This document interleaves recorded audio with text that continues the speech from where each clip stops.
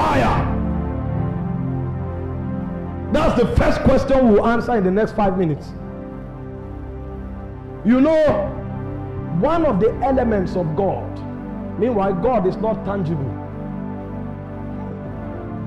But you see, in order for mortals to be able to cognitively understand the person called Elohim, he tries to reveal himself through tangible realities.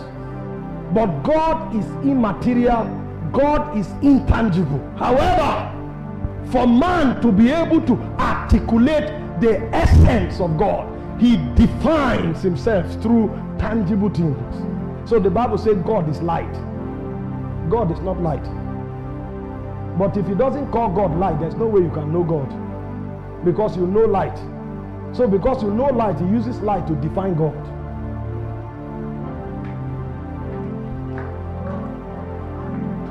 His ways are past finding out, because before light was, he was.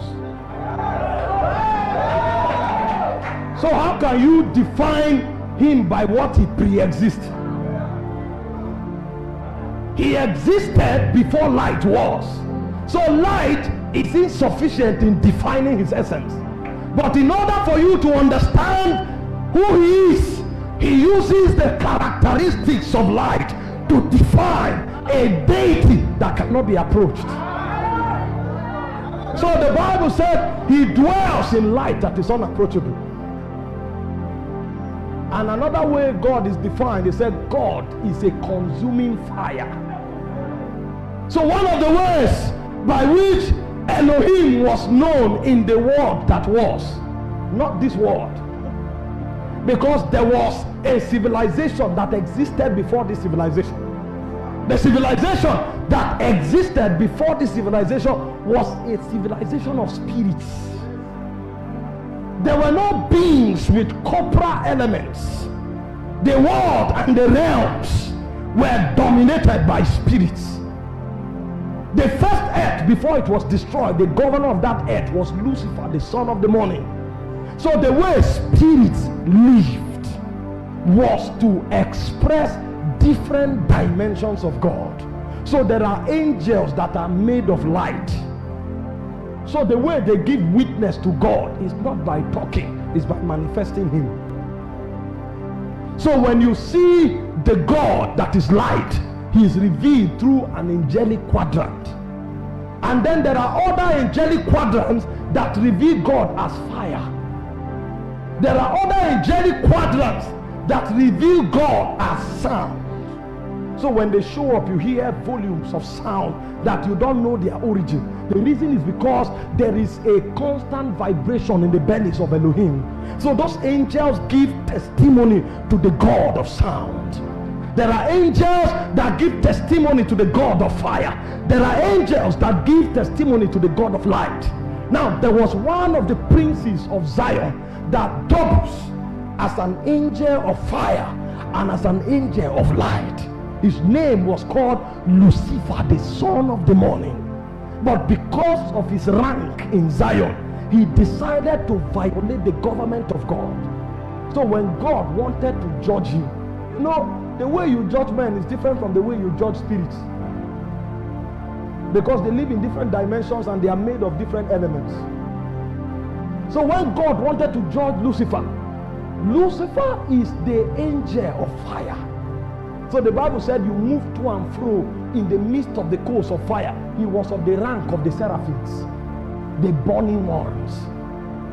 When God wanted to judge Lucifer, he now told him, you are a creature of fire, but I have superior authority over the elements. So in Ezekiel 28 verse 18, he said, I will cause that fire that is in you to come out from within you and burn you to ashes. So the being that was the custodian of fire was judged with fire. So every time fire appears in the demonic realm, fire torments demons.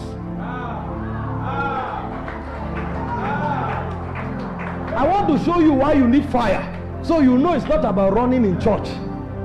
The way demonic entities were judged was by fire. So only the testimony of fire can remind them of the messianic judgment. So when a being of fire shows up, the first thing he does is that he reminds Lucifer of the realm he fell from, because he was the custodian of the fires of God. And the second thing he does is that he brings to him the judgment of Elohim that is upon him. That's why when a demon meets a man of fire, he begins to beg, because fire brings torment. So without the testimony of fire, your message is story, because the demons don't hear English. Spirit speaks spirit and life. So the first witness a man carries to have authority in the demonic realm is the witness of fire.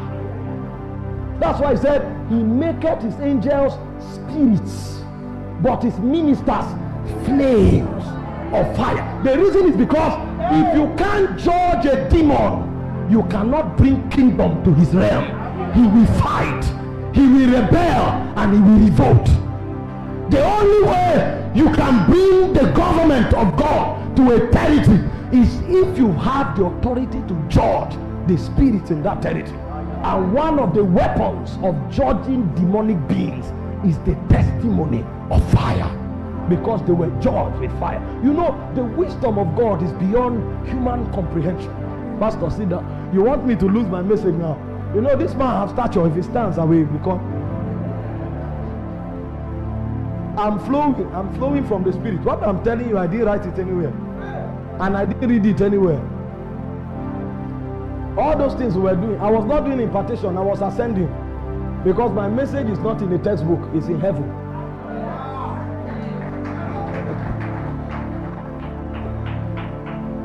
If we don't rise, we will lose. Our generation will be lost, and God will still be Elohim, because his name is I am that I am. So there's no past, present, or future. Everything is now.